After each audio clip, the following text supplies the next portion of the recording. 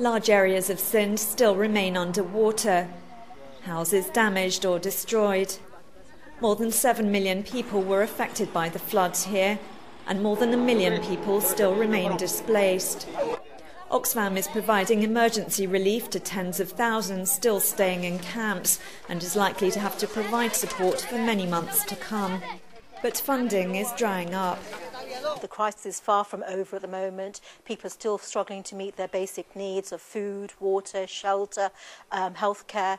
Organisations like Oxfam are particularly worried with winter approaching about shelter needs of 7 million people who still haven't got those met. At the moment, the emergency appeal supported by the humanitarian community in Pakistan is less than 40% funded, and therefore it's vital that the wealthier countries of our world act now. People are really vulnerable, they need our support, and we have to be able to respond to it. Many in Sindh are facing fresh displacement. Families who'd sought shelter in schools are now being pressured to leave so classes can restart. Camps like this one have opened up to house the new arrivals. Famida Gancha and her family arrived the night before I met her.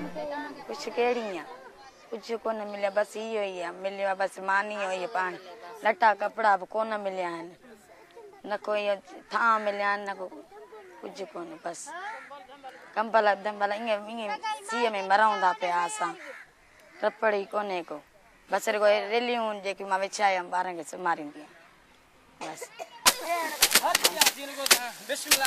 These tenant farmers are trying to salvage animal fodder and some rice from these formerly flooded fields. Other families have begun returning to their villages, which are still heavily waterlogged.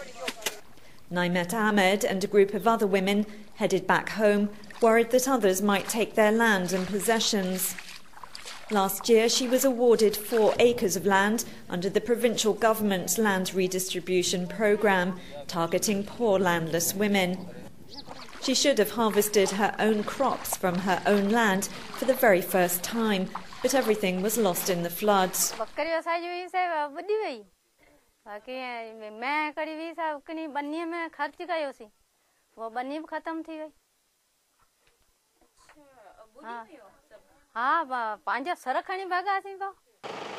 It's hard to imagine that this was once actually farmland, not a river. Hidayat Sial says her village in Bubak is still inaccessible by road. She tells me she'll have to send her children to work to begin paying off all the family debts.